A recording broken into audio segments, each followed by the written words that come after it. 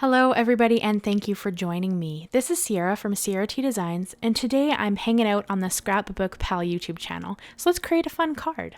So I'm going to create a white, gold, and pink Christmas card. That is a palette that I love for Christmas, but if you do prefer a more traditional color palette, you could absolutely change up the colors. I started out by creating my panels and I'm going to use the Spellbinders Postage edge rectangles, and I kind of used two of the layers for that, and then I'm going to run the smallest layer through my Tufted 3D embossing folder. This is just because I wanted a little bit of added texture on that panel. I just think that it's kind of a fun look when you do texture on a white panel and then don't do much to it, so it's very subtle, but it's there. It is a little hard to see on camera, but I promise in person it's quite stunning and very, very pretty. And so I kind of just added that to the next layer. I was going for a bit of a more clean and simple card. For me, this is my version of that. If you guys have ever seen my channel, you know that I do tend towards a lot of things on my cards. I am a more is more style crafter. So sometimes I do try to rein myself in and pick a color palette that I enjoy and kind of work with that. So for my focal image, I am going to use the Spellbinders Merry Mug Creations dies. And I'm going to cut my cup out of 2 layers of pink cardstock. These are just from my stash. Any colors that go together would be easy for this. I chose a darker color for the background just to give the cup a little more dimension. And then for the whipped cream that's going to go on top and the little snowflake, I'm going to bring in that same gold cardstock and then white glitter cardstock for that whipped cream or foam that's on top of the cup, just because I thought that that would add a lot of really pretty interest and shimmer and shine, because I love a glittery Christmas card. And then I'm going to start kind of adhering my cards together and adding a little bit more interest. I did bring in my Tim Holtz pokey tool, or I guess it's the craft pick, and I just kind of popped out all those extra little pieces that were in that snowflake. And then to add a little more interest and to help the background of the cup kind of blend in with the foreground, I did use some picked raspberry Oxide ink, and I just added that around the edge.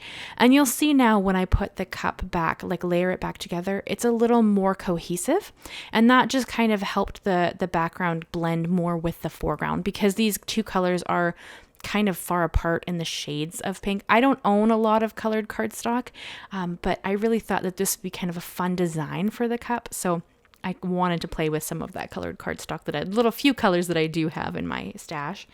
And then for some added interest on that little panel with the Tufted embossing, I smooshed down my picked raspberry Oxide ink, and I kind of just splattered it all over the front of the cup to add some texture and interest, and the panel. And then I also used some gold ink to do that as well. I love a splattered look. I'm a very into texture and interest. If you don't want to add that, you don't need to. This is completely an extra step just to add a little more interest, but I do like how that looks, so I do tend towards adding that. As I said, I am a more is more style creator. And then I did take the smallest die from the Postage edge rectangles, and I was able to stamp my sentiment on that. I felt that kind of just gave it a little more interest to that sentiment piece. Instead of trimming it down with my trimmer and making it smaller, I kind of wanted that little stitched edge detail, because I thought that was quite pretty.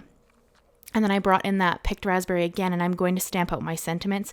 These are the coordinating sentiments that go with that cup set. They're the Santa's Sippin sayings. That's what they're called. Very fun title. And that's what I kind of used. I just chose one out of there that had a mixed font that I really enjoyed.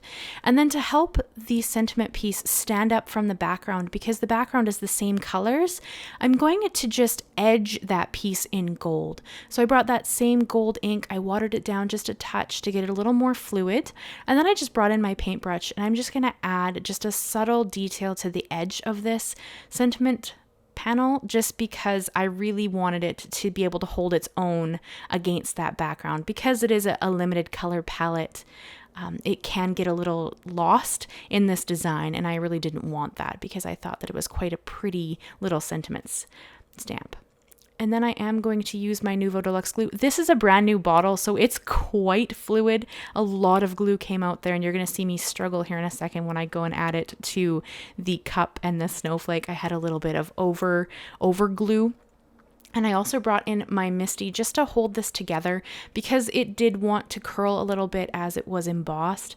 So I just used my Misty to kind of weigh it down. And then here you can see that was a fair amount of glue, but I am only adding glue to the cup base part because I want to be able to stick that whipped cream or foam on top of the cup and have it kind of tuck under the lip of the cup. And you see me just wipe away some of that glue. I just use my nails just to take away a little glue if there's too much. You could also pounce that extra glue onto the glass mat. It would be very easy to clean up from there. But I just kind of went with what I was doing and just wiped it away with my finger because I found that the easiest.